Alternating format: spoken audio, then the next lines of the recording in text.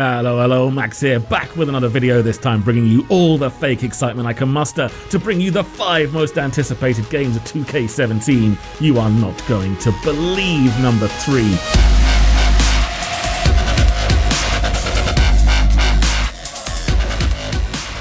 Did I do it? Am I YouTubing right? Probably needs more dubstep. Or whatever electronic noise the kids are listening to these days. One comment on last week's news video said they are worried I was going to make videos like Scarce. I honestly didn't know who that is, so I looked it up.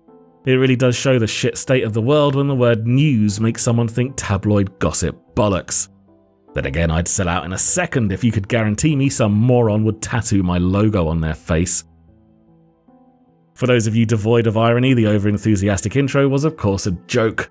I have no idea what the most anticipated games of the year are. My incredible machine that all YouTubers have for measuring global hype is currently in for maintenance. What this is a list of games that I'm personally looking forward to. If you are to believe social media, 2016 made the Dark Ages look like the happy fun times, and it's okay that innocent women were burned at the stake. It could have been worse. They could have been celebrities. But 2016 was a phenomenal year for video games, so 2017 has got some pretty big shoes to fill. Fortunately, it's looking to start big with South Park: The Fractured But Whole. It will likely come as no surprise to anyone who has followed this channel for a while that South Park's particular brand of unsubtly pointing out the hypocrisy and ridiculousness of the world appeals to every fibre of my being. There are not many famous people out there that would make me react like, oh my god, I just wouldn't know what to say, I would freak out, I would just freak out. But South Park writers Matt Stone and Trey Parker would reduce me to a dribbly, unworthy mess. Butthole.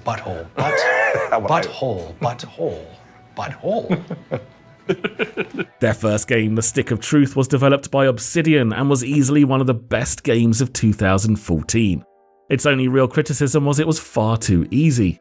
The Fractured But Whole is being developed by Ubisoft San Francisco, and they've added a whole heap of new mechanics, including a more complex battle system.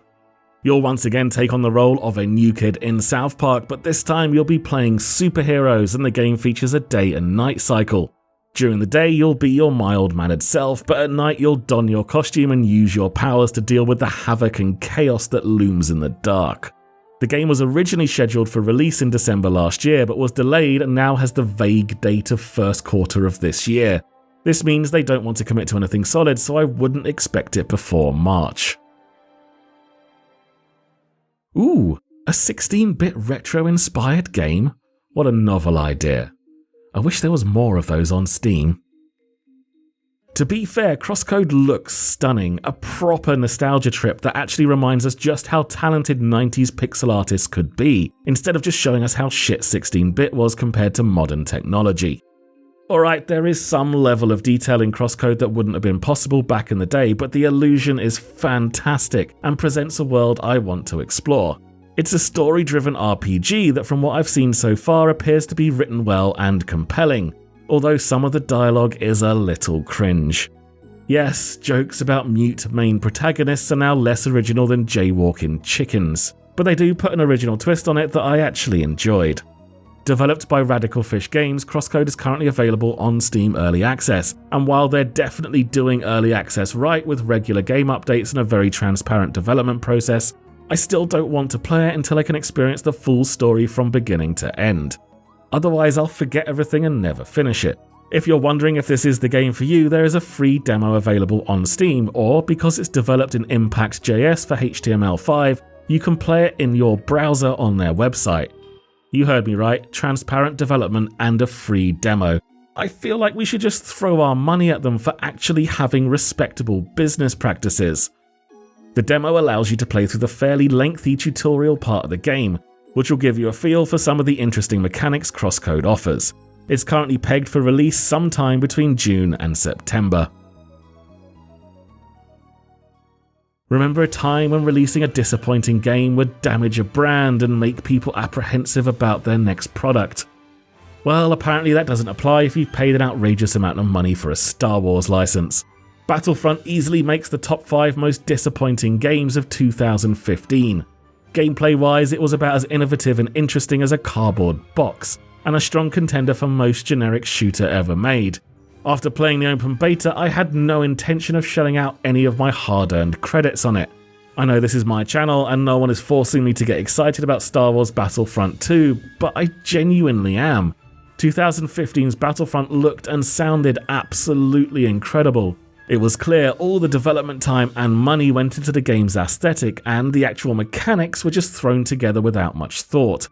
That was made even more evident when DLC was released that gave the players a lot of what they wanted, but paid DLC should never ever make the game playable.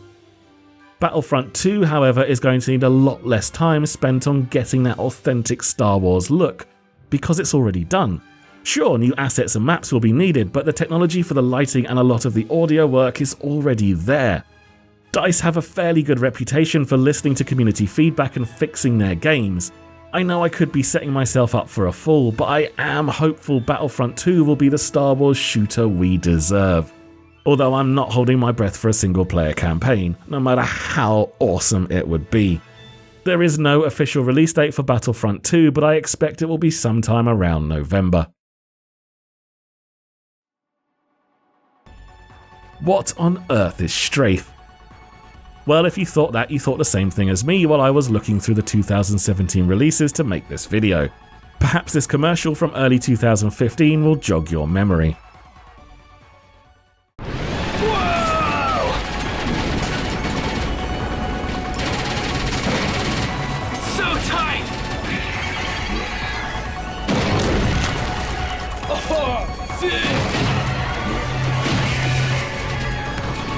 My turn. Trevor, don't want! Too fast! Trevor, you're not playing that revolutionary extreme combat simulator Strafe, are you? No! What are you doing? I want to get some! No, Trevor, you'll just die!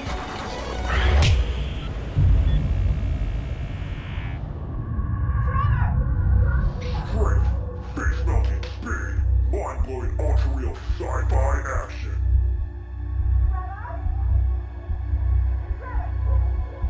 Strafe, seeker-triggering advanced AI, auto-generating levels of out-of-this-world carnage. Strafe, short-lived lives, death-defying death.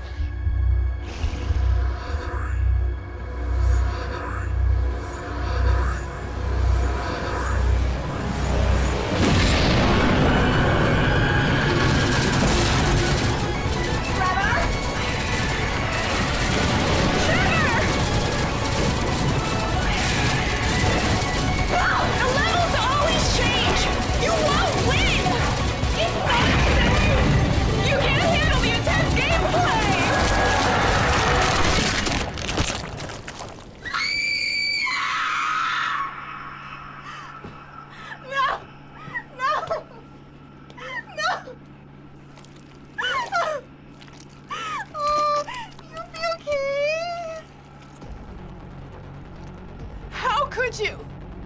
He was just a boy.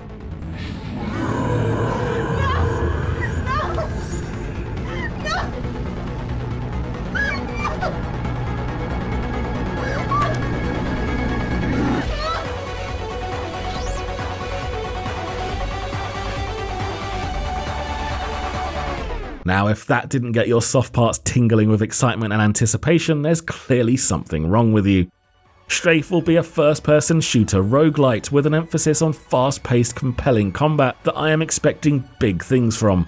They're doing procedural generation right, by handcrafting all the rooms and then generating levels from those rooms based on a set of rules.